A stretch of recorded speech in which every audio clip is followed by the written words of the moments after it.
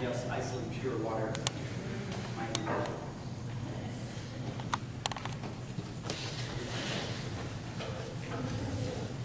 I'm not tall enough then.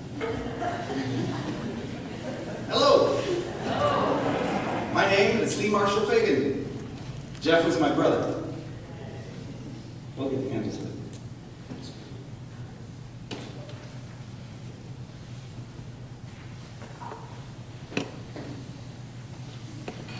Thank you, Reverend. So Jeff was my brother, but I know for you news types, I'm not technically his brother. I'm Lori's brother. But early on, after they got married, I was roaming around Chandler doing errands with Jeff, and he introduced me to people, and he'd say, "This is my brother Lee." Of course, they'd always look at him quizzically and say, "I thought you were an only child." And he never really said, "Well, he's really my brother-in-law." He always just says, "Oh, whatever." And that always felt good, and it felt right. It felt like, gosh, he just brought me right in. That was good. I think for many of us, he just, within a few minutes, he'd bring you right in. But it wasn't always so easy. So before I met him, I was talking with Lori on the phone. She goes, "God, I met this guy. He was so funny. He makes me laugh all the time." I said, "Oh, really? What's on about it?" "Oh, he's got these sparkling blue eyes, brown hair, and he's about 6 feet tall." I said, "Oh, cool." I was like, okay. Well, let me digress just a moment. We all know that Lori is probably the tallest woman in the room. I am 5'11" and a quarter. Well, I was when I was in my 30s now, maybe a little shorter, but 5'11" and a quarter. And I say that because I know 6 feet tall. My mother's 6 feet tall. My dad is 6'2". Lori's at 6'1". I have a brother who's 6'5", and another brother who's 6'10". So I know what 5'11" and a quarter is. You see where this is going pretty soon. So back to Jeff. When I finally met him, within a couple of minutes, as most of us have found out, I started laughing. I was like, okay, he's a really good guy. It sounds like a good guy. And also like, okay, so how tall are you? Really? He was about 6 feet tall. He had that little funny little smirk, this Irish smirk like that. Of course, he looked at me and said that, and he actually looked up at me and said that. And I said, "There is no way you were 6 feet tall. I'm 5'11" and a quarter. I know 6 feet tall." So that was it. So there's a little secret to a couple of photos there. I found a second one. The first one, the very nice wedding picture where you just see Jeff's head and Lori's head. Jeff is on the stair above. But did you notice that the Royal Hawaiian, Lori was like this, next to her? I had never seen that shot. Never, just to get that good shot. Anyway, so that was kind of fun. So another thing that wasn't so easy was our family gatherings. Now I come from a family of storytellers. As you know, Lori can tell a good long story. My father is, so my mom told a good story in her day. I'm probably the quiet one of the family. So we get all these tall Fagans getting together, telling stories. And all of a sudden we go, well, where's Jeff? Is he okay? Well, we find him in the bedroom, reading a magazine. I was like, okay. And then Lori says, well, he doesn't really do family. Really? So Mom and I were pretty worried about that. We're thinking, how is it Lori is the epitome of doing family? How'd she marry a guy that didn't do family? Well, over the course of 25 years, Jeff was a great brother to me. He's a wonderful husband to Lori, devoted father to Devin, welcomed my wife, and called that they became the little outlaws of our family. Jeff does do family, and very well. So how many of you seen Jeff's home office? Just random, yeah, okay. Well, those who haven't. Jeff was fastidious, neat freak, clean to a fault. Everything was in line, all the gadgets were in order, the wires from computers and phones were all wrapped into funny little Velcro things. He turned me on to a lot of neat gadgets, by the way. Well, the one place that was a little messy in his office was this folder that Lori would put in her receipts at the end of the day. So that was the one place he got to have a little dirty part. Well, I say this because one day I was visiting from California. And I was at the breakfast table reading the front section of the Mesa Tribune, and the rest of the section was right next to me. And he's standing there with a sponge in his hand, wiping whatever counter was supposedly needing to be cleaned, picking up, straightening everything, and we're having a good conversation. And then he picks up the rest of the paper, and he's kind of walking away with it, looking, and he dumps it in the recycler. I go, "Hey, what are you doing?" He says, "Oh, I'm throwing cycling." I said, "I haven't even read it yet." Anyway, so part of my job here today is I want to read some letters from different people.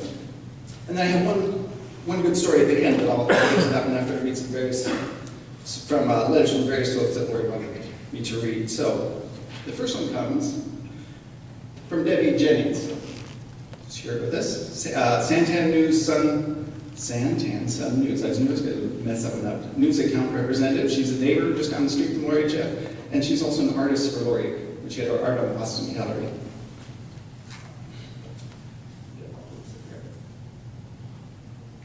Jeff was such an awesome person. He was so much more than just my boss. He was a great friend. I met him a couple of years prior when Lori was setting up the art gallery in downtown Chandler. Shortly after he offered me the job at the newspaper, I discovered that we lived in the same Chandler neighborhood, which when he ended up working out perfect. He was always interested in other people's lives and had the funniest things to say about any situation. Having a boss that's also a great friend really made it not seem like work at all. He was always there to help and was so selfless. His main priority was making sure the people he cared about were happy. He supported me not only with my position at the paper, but with my art career and my acting career. Always there to offer words of advice or telling me to say hi to someone I knew I was on the set with. There are so many memories and stories. I really wish we could have had more years with him. Jeff, if you were listening, thanks for being such an awesome person to me. I will cherish our friendship forever. Rest in peace, my friend. Thank you, Debbie. Another one comes from Alex Schaefer, and she was also an artist at the Art of Boston. She has this really great writing that I read. And she's writing to Lori. There are people you meet in life, and you know right away that they are nice, they are kind, real of who they are. Jeff was always smiling, being busy, but not so much that he would not stop what he was doing to help. He was in your shop, in the artworks, and it was always a happy occasion to see and speak with him as he was always present to your time. He would always have time for a quick chat or help. I appreciated him very much for that and the very kind person he is. I am so sorry for your loss and the loss to Mother Earth of this wonderful person who gave time on his journey to us. I'm going to do a little non sequitur here just to calm myself down. I found out that Jeff underarm deodorant was Old Spice Swagger.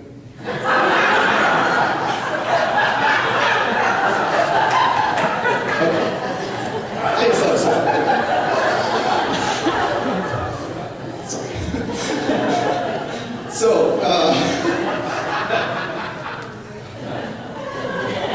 smile, that makes you feel good. Okay, so this is from Sam Esparza at Big U Music Sound Design. What I remember about Jeff is he always made me laugh.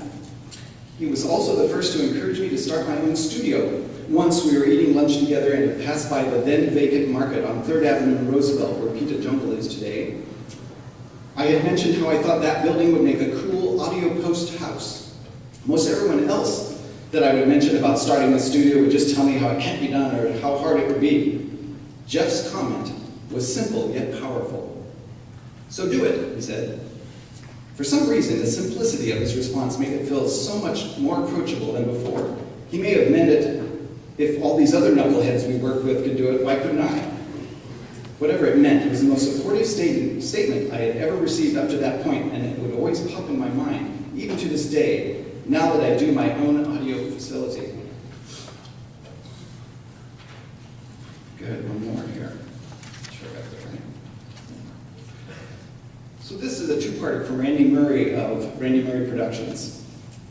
He wrote this to Jeff prior to Jeff's death, and Jeff didn't get to read this. He says, Jeff, it's been a long time, and from the sound of it, a tough time since we talked last. I received Lori's email, and of course was very sad to read the news. I think you are a bit like me. We understand what inevitable means. Of course, I would much rather you go suddenly 30 years from now, but in a way, it is nice if those close to you get the chance to say goodbye. I am grateful to have the opportunity to write to you and let you know how much respect I have had for you over the years. You've always stood tall for what's right and stood against what's wrong. I admire that. And I admire your humor and good nature in times of plenty and in times of struggle. I'm proud to have been able to call you a friend and to have worked with you. We don't tell our friends things like this often enough. I'm glad I'm getting the chance to tell you now. Jeff, it is with a heavy heart that I say goodbye, but it is with a heart filled with gratitude that I say it had been a pleasure and an honor to know you. So after his death, Randy writes again, to those friends of Jeff who, like me, are proud to have known him, I remind them that Jeff's gifts to us live in our memory and heart. It is up to us to be mischievous and wisecracking, to be kind and helpful, to be wise and thoughtful, and to do these things every day. That is how I believe we can best honor the friend we lost, Jeff Hancock. So the last story I have is kind of a compilation of a story from Wendy Bush, who sits at the end of my family, who is one of our family. Wendy's been Jeff's friend for over 35 years, and she told me that Jeff had told her that if it was possible, he was going to come back and mess with us.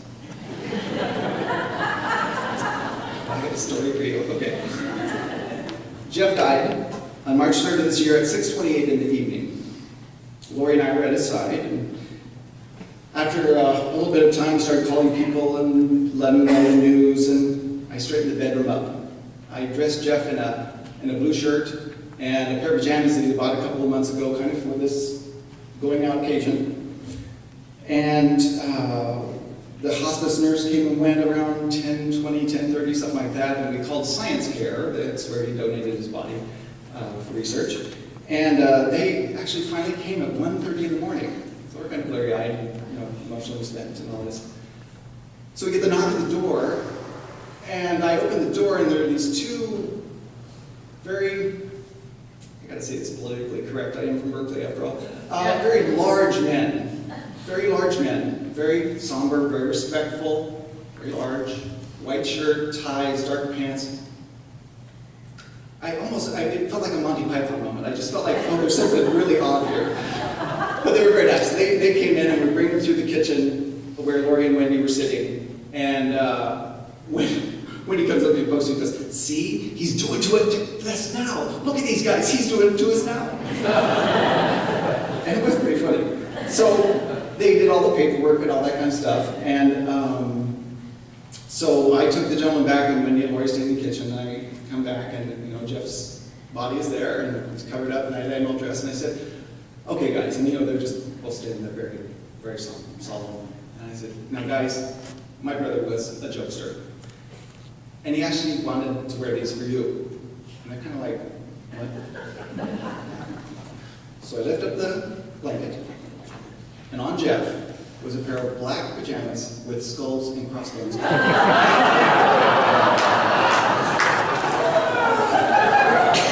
And the guys kind of waited to see what my reaction was going to be. And I kind of burst out laughing, and they just both started smirking and said, that's our kind of humor.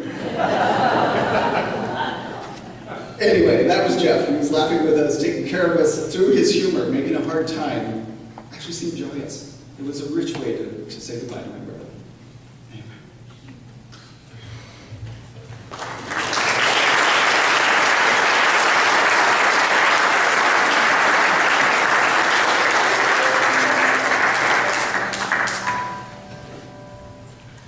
I have to move this up a bit, Lee.